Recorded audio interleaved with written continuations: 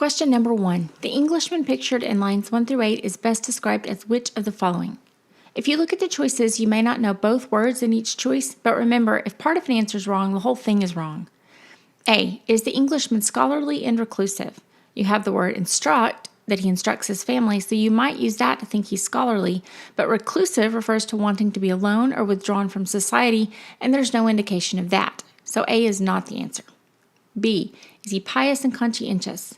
Pious refers to being devoutly religious, and it mentions here that he sends his wife to church and that he worships like his fathers, so we can say that pious is a good word to describe him. Conscientious means wanting to do the right thing, wanting to do one's duty, and here we have him rising early, instructing his family in every rule, worshiping, making sure his son goes to school, teaching frugal virtues, so he is concerned with doing what he considers to be the right thing, so conscientious fits as well. B is a good answer. C. Well, you might consider him to be solemn from the description, particularly because he is a sober person. There's no indication that he's melancholy or sad, so C is not correct. D. Mirthful and carefree.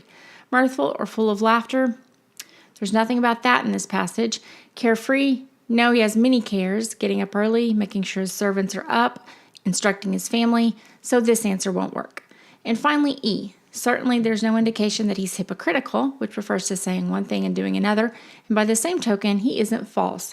So D is incorrect, which leads us back to B, pious and conscientious, which is the correct answer. Question number 2. The Englishman is described in lines 1 through 8, pictured chiefly in his role as what? A, the first choice is banker, and while gold is mentioned in the passage, it's the Englishman's own gold, and there isn't any other hint that he might be a banker. So choice A is incorrect. B, there's nothing to indicate that the Englishman is a poet in the first 8 lines. That comes later. So B is incorrect as well. A patriarch is the male head of a family or a father, and this certainly applies. The Englishman has a son and a wife, and he's acting as the leader of the family. So C is a good answer. D, a suitor. That's someone who is pursuing or courting a woman in the hopes of marrying her, and the Englishman is already married. E, a critic. There's no mention of the Englishman criticizing anything or judging the merit of anything, so E won't work either. And that leaves us with C, patriarch, which is the correct answer. Question number 3. The change referred to in line 9 is described as one from what to what. So here we have a shift in the poem at line 9. In the first 8 lines, we have the sober Englishman as a patriarch, and now we shift to poet. Well, in the beginning, a sober Englishman would be conscientiously performing his duties. Now, everyone has been seized by the poetic itch. In other words, everyone is into poetry these days. The poor and the rich, court people and country people. Sons, fathers, and grandfathers are writing poetry. Wives and daughters are reading it. So if we look at the first choice, A, this might seem tempting because definitely the first 8 lines indicate piousness. But notice that in line 14, the family still says grace or prayers at the table. So they're still thanking God for their food, just in keeping with their new love of poetry. They're singing their prayers now instead of just saying them. So they're still pious, not sinful, and A is incorrect. B, sincerity to hypocrisy. There is no shift to hypocrisy here. People are into poetry, sincerely into poetry. So this doesn't apply. B is incorrect. C, straightforwardness to irony. No, that doesn't make sense.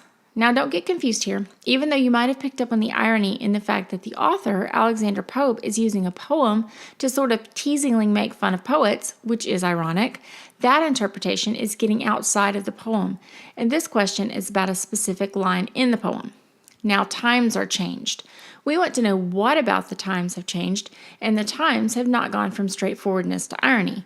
So this answer is incorrect. D, freedom to restraint. No, this is really the opposite of the shift that we see. And that leaves us with E, seriousness to frivolity. This fits much better. You have a contrast here between the times when the serious, sober Englishman conscientiously performed his duties in the first 8 lines and the times that are described starting in line 9 when everyone is seized with an itch. So E is the best answer. The author of this poem is implying in this mocking way that poetry is frivolous, and so the times have changed from serious to frivolous. Question number 4. In line 11, the phrase "where the bays" is best taken to mean which of the following? If you don't know what the expression "where the bays" means, then you might have trouble with this question. We'll look at that in a minute, but first, let's just talk through it and see what we can do if we don't know the meaning.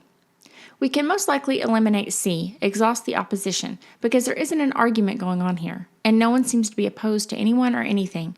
This part of the poem is talking about everyone being obsessed with all things poetry. So let's get rid of C. D, become more religious. This is very unlikely to be the meaning. It just doesn't fit. Everyone has been seized with the poetic itch, not the religious itch. E, become the object of ridicule. If you think about the fact that the author is poking a little fun at poetry and poets, you might think this is a possible answer. But within the context, no one else is having a negative experience, and becoming the object of ridicule would be negative.